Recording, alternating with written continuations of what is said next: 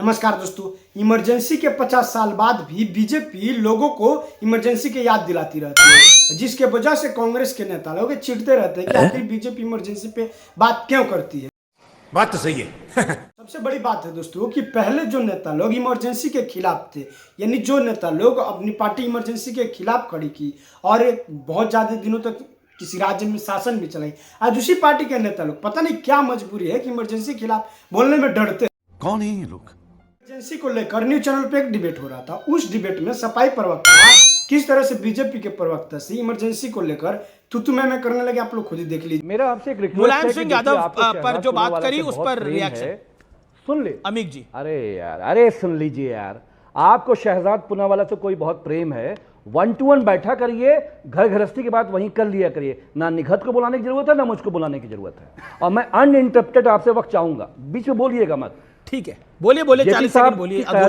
Emergency के खिलाफ लड़ाई हुई, जेपी साहब की क़यादत में इमरजेंसी के खिलाफ लड़ाई हुई। नेताजी लड़े, लालू जी लड़े, पासवान जी लड़े, और उत्तर प्रदेश में आजम साहब के बारे में आप उन्हें जलील समझते हैं। 2.5 साल से ज़्यादा इमरजेंसी में जेल काटी है उन्होंने नेताजी के साथ। इनकलाब के बाद ये समाजवादी आंदोलन, ये तहरीक बनी है। हमारा ये कहना है कि आज ये जो आघोषित इमरजेंसी है, क्या लालू जी जेल में नहीं डाला गया? क्या इस देश में एलओपी राहुल जी को ईडी दफ्तर में बिठा के घंटों घंटों बेइज्जत नहीं किया गया? यादव को जेल में क्या नरेंद्र मोदी ने, अमित शाह ने बेइज्जत नहीं किया? लालू यादव को जेल में किसने डाला? ऑर्डिनेंस किसने फाड़ा था? किसकी सरकार ने जेल में डाला था? किसकी सरकार थी जब लालू यादव जेल में गए? चारा घोटाले में लालू यादव किसकी सरकार में जेल में गए? बताना पड़ेगा आपको। आय से अधिक संपत्ति का केस मुलायम सिंह यादव पर, अखिलेश यादव पर, यानी यादव परिवार पर किस पार्टी ने करा था? बताना पड़ेगा आपको। आप घोषित इमरजेंसी की बात कर रहे हैं, बोलिए। मसला मुझे नेक्स्ट टाइम से सोचना पड़ेगा कि मैं आपके साथ बैठूं कि ना बैठूं। अगर आप बहुत सीनियर हैं तो सीनियर लोगों को बुलाइए, मुझको मत बुलाइए, समाजवादी पार्टी को मत बुलाइए। अरे क्यों नहीं बुलाएंगे भाई? मैंने आपसे एक सवाल पूछा, आपने लालू यादव को कोट करा, आपने गलत फैक्ट कोट करा। लालू यादव को बीजेपी ने जेल में डाला। लालू यादव को किसने जेल में डाला था? सरकार किसकी थी तब? नहीं, लालू जी के ऊपर जो कंटिन्यूअस उनके पूरे परिवार को जो परेशान करने का काम है नरेंद्र मोदी, अमित शाह जी कर रहे हैं। आजम साहब के साथ जो कुछ हो रहा है गृह मंत्री श्री अमित शाह जी कर रहे हैं। क्या ये अघोषित इमरजेंसी नहीं है? सर्वोच्च न्यायालय में कब हुआ कि सर्वोच्च न्यायालय का जज सड़क पर आए, सरकार के खिलाफ प्रेस कॉन्फ्रेंस करे, और आप महिमा मंडन कर रहे हैं? वो आरएसएस इमरजेंसी में जेपी साहब की आस्तीन में नहीं बोले, आप बोलिए। अमित गवाई शांत। ओके शहजाद, देखिए अमीर जी का मैं तो पूरा सम्मान करता हूं कि उन्होंने मुलायम जी के बलिदान को माना, स्वीकारा। उन्होंने कहा कि प्लीज सर अमीर जी ऐसे मत कीजिए, मुझे लिमिटेड समय मिलता है। उन्होंने स्वीकारा कि मुलायम जी का बलिदान था। पर पता है आज संजय राउत जी का भी बयान है, उन्होंने बोला it was a constitutional act, संविधानिक थी इमरजेंसी। मैं झूठ बोल रहा तो आप चला दो अमीर जी, तो कौन बेइज्जत कर रहा है मुलायम जी को? दूसरी बात, अघोषित और घोषित वाले में मैं आपको अंतर बताता हूँ। राहुल जी ने इंडियन स्टेट से भी लड़ाई लड़ेंगे ये बोला, फिर भी उन पर कोई कार्रवाई नहीं। राजनाथ जी कुछ नहीं किए थे, फिर भी माँ के अंतिम संस्कार में जाने के लिए पैरोल नहीं मिली उनको, याद होगा।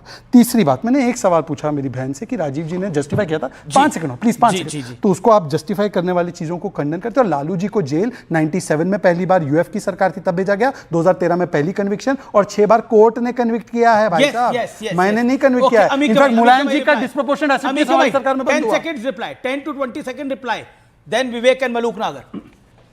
मैं ये पूछ रहा हूं कि जेपी मूवमेंट की आस्तीन में सांप बन के आरएसएस घुसा। आरएसएस बहुत बड़ा राष्ट्रवादी है, जा रहे हैं भाई के खिलाफ अपने आप को डील बता रहा है। में सांप बनना क्या है? देखिए अमित जी, आप हद पार कर देते हैं। आस्तीन में सांप, इस प्रकार के शब्द आरएसएस के लिए इस्तेमाल नहीं होंगे भाई साहब यहाँ पे। मैं आपसे कह रहा हूँ, आप मुझे गालियां दे दो, आप मेरी गृहस्थी तक चले गए, कोई मेरी पत्नी ढूंढने लग गया, मैंने कुछ नहीं बोला।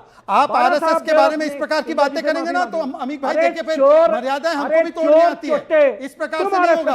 आप कौन है भाई? कल तक लेफ्ट की पूजा कर रहे थे और लेफ्ट ने तो जस्टिफाई किया इमरजेंसी को। आज मुलायम सिंह यादव की भीड़ बजा रहे हैं, आप भीड़ बजा रहे हैं। आप बाला साहब लेफ्ट में थे तब बोलते थे इमरजेंसी से बेहतर कुछ नहीं हुआ। एक करके साहब ने माफी नहीं मांगी, आरएसएस नेताजी ने माफी नहीं मांगी। अरे भाई छोड़िए भाई साहब, आपको पता नहीं लेफ्ट के नंबूद्रीपाद ने बोला संविधान डिस्ट्रॉय करना, क्या स्टैंड है आपका? से माफी क्यों मांगी? आस्तीन के साथ बाला साहब ने माफी क्यों मांगी? बता तू बता आज इस देश को, आरएसएस ने इंदिरा जी से माफी क्यों मांगी? बताओ। आप दिखा दो कहां माफी बताओ, मांगी। पूरे देश आप में। दिखा दो कहां माफी मांगी, आप दिखा दो, दिखाता हूं, दिखाता हूं। हाँ, दिखा दो, दिखा दो, कैमरा करो, अरे दिखा दो, क्लोज करो। हाँ, चलो, हाँ, हाँ। ले क्या पढ़ रहे हो बताओ, रिकॉर्ड लेके आया कोट करो। डॉक्यूमेंट कोट आस्तीन का साथ डॉक्यूमेंट कोट करो, डॉक्यूमेंट कोट करो। जेपी अब आंदोलन गजब का मैं में आपको एक तर्क दिखाता हूं। आस्तीन का नहीं, गजब के तर्क देखिए आरएसएस कि आरएसएस जो माफी मांग रही थी, मतलब कि इमरजेंसी के समर्थन में थी, और अडवाणी जी और अटल जी पहली रात को गिरफ्तार हुए। पहली रात को अटल जी अडवाणी जी गिरफ्तार हुए, अडवाणी उसके जी, साथ जेपी गिरफ्तार हुए, अटल बिहारी मोरारजी वाजपेयी देसाई गिरफ्तार हुए, और ये लोग माफी मांग रहे थे। मैं बताता हूं, आरएसएस मैं बताता हूं स्वयं अडवाणी जी का बताया हुआ फैक्ट, और मैं स्वयं अडवाणी जी का बताया हुआ फैक्ट बताता हूं आपको। मैं बताता हूं अडवाणी जी ने क्या बताया था अटल जी के बारे में। अडवाणी जी ने ऑफ द रिकॉर्ड बोला था, और आज मैं इसको ऑन रिकॉर्ड कर रहा हूं पूरी जिम्मेदारी के साथ। उन्होंने बोला अटल बिहारी वाजपेयी को ऐसे पकड़ा था पुलिस ने, जब उनके सहायक ने बोला कि अटल बिहारी वाजपेयी, उन्होंने बोला अंदर चले, ऐसे करके बोला था। और ये मैं हार्ड फैक्ट बता रहा हूं आपको। लालकृष्ण अडवाणी के साथ क्या हुआ था मुझे बताने की आवश्यकता नहीं है। अरुण शौरी के साथ क्या हुआ था मुझे बताने की आवश्यकता नहीं है। अरुण जेटली के साथ क्या हुआ था मुझे बताने की आवश्यकता नहीं है। प्रमोद महाजन के साथ क्या हुआ था मुझे बताने की आवश्यकता नहीं है। राजनाथ सिंह को अपनी मां के अंतिम संस्कार में नहीं जाने दिया गया था।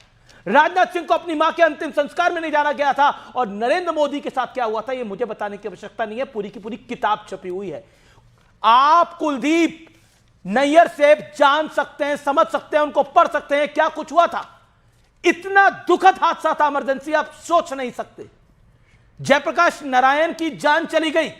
क्यों चली गई जान, इसके ऊपर मंथन जरूर होना चाहिए। आज जेपी के जो अनुयायी बनते हैं, जो जेपी को बार बार पूछते हैं, उन्हें पूछना चाहिए कि जेपी की जान कैसे गई थी, उनकी किडनी कहां, कब और कैसे डैमेज हुई थी। जयप्रकाश नारायण को मिक्की में बात कर रहा हूं। देखिए बहस बहुत हुई होंगी, लेकिन इमरजेंसी के 50 साल बार बार याद करने के दिन है, क्योंकि इमरजेंसी ऐसा काला अध्याय था इस हिंदुस्तान के ऊपर जो कभी किसी ने नहीं देखा, और ईश्वर ना करे हिंदुस्तान को दोबारा ना देखना पड़े। आप बड़े सारे फंडामेंटल राइट्स की बात करते हैं। I am talking to young people, मैं देश के युवाओं से बात कर रहा हूं, और इस वीडियो को टाल ठोक के शेयर करिएगा। आप बात करते हैं ना फंडामेंटल राइट्स की, फंडामेंटल राइट्स सस्पेंड कर दिए गए थे इमरजेंसी के दौरान। यह थी इमरजेंसी, और कांग्रेस लाई थी इमरजेंसी, और आज कांग्रेस कह रही है इसको भुला दो, सब कुछ भुला दो जी, इस देश के अंदर सब कुछ भुला दो, इतिहास की हर धरोहर भुला दो। भुला ही रखा था, प्रभु राम को भुला रखा था हम लोगों ने, भुला ही रखा था ना प्रभु राम के मंदिर को कि नहीं बनेगा। हम स्वीकार करके बैठ गए थे कि नहीं बनेगा। 370 को भुला ही रखा था। इसलिए मैं बोलता हूं आज के शासन को भी यह याद रखना चाहिए। मैं आज की सरकार को भी बोलना चाहता हूं कि इमरजेंसी को तो याद रखना भी चाहिए, और आज की सरकार को भी सचेत रहना चाहिए कि अगर कुछ गलत हो रहा है तो गलत को मानना चाहिए, और जिम्मेदारी से मानना चाहिए। शहजाद पूनावाला, क्योंकि इतिहास नहीं भूलता। आप भूल जाओगे, मैं भूल जाऊंगा, निगत अब्बास भूल जाएंगे, लेकिन इतिहास याद रखता है हमेशा।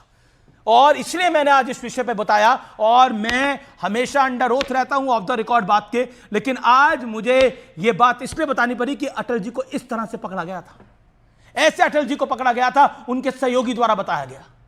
और क्या क्या हुआ था जेल के अंदर, विस्तार से किसी दिन पॉडकास्ट करेंगे तो मैं बताऊंगा। इमरजेंसी के बारे में बात मैंने बहुत सुना है, बहुत पढ़ा है, कैसे लोग घर के पीछे चुपचाप कागज जलाते थे, मैं ये भी जानता हूं। तो इसलिए सत्य और तथ्य बहुत कुछ चीखे मार के बोलते। खत्म, bye bye, tata, good bye.